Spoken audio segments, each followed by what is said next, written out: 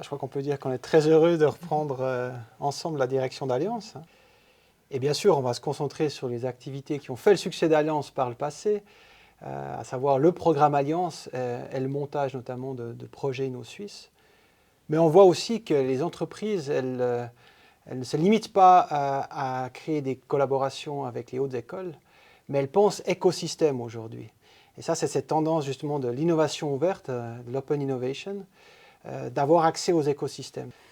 Et on se rend compte qu'avec Allianz, on a bien sûr ce lien avec les hautes écoles, mais on a aussi une diversité avec les membres, que ce soit des membres start-up, des membres PME ou les grandes entreprises, et même aussi des membres institutionnels, et ça c'est quelque chose qu'on voudrait renforcer à l'avenir, c'est qu'on pourrait donner justement cet accès à cet écosystème pour accélérer l'innovation des entreprises.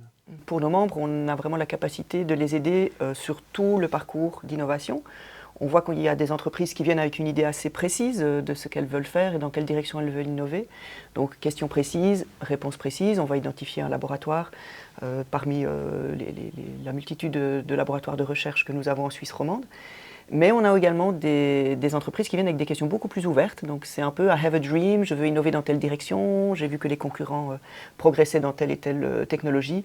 Qu'est-ce que nos institutions académiques peuvent offrir?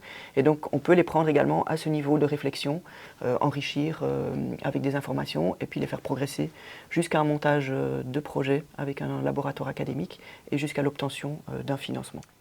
Je suis extrêmement heureux de reprendre la direction d'Allianz avec Pascal.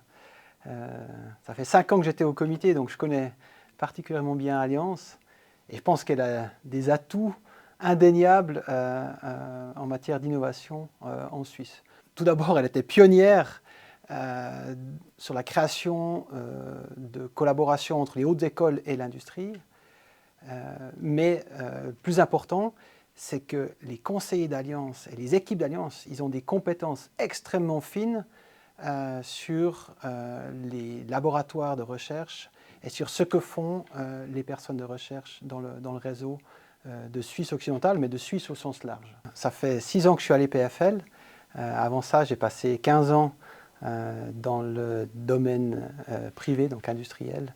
J'ai participé notamment à la digitalisation de nombreuses entreprises, que ce soit des assurances, des banques, assurance maladie ou aussi même le gouvernement. Et ensuite, j'ai créé 2 entreprises, une qui mêlait technologie et marketing et l'autre qui mêlait technologie et agriculture. Et puis, je suis de formation ingénieur, EPF en système de communication. Et j'ai continué mes études ensuite avec un Executive MBA à la HEC à Lausanne en Corporate Finance.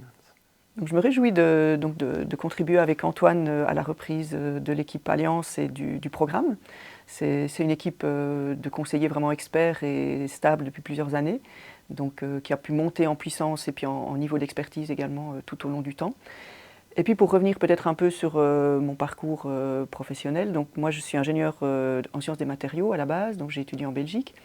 Ensuite j'ai continué avec une thèse et un postdoc dans le domaine biomédical, donc j'ai travaillé sur des biomatériaux.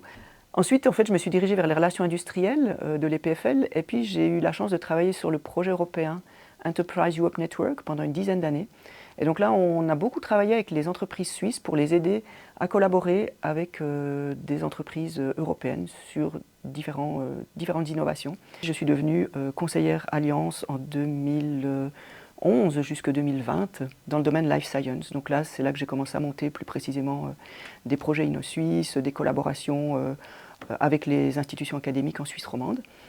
Et puis les 3 dernières années, j'étais plutôt à la vice-présidence pour l'innovation, à travailler avec des entreprises plus grandes, qui ont souvent des pipelines d'innovation assez larges. Et donc il faut pouvoir jongler avec pas mal de questions et pas mal de questions ouvertes justement, pour monter des projets dans toutes sortes de domaines.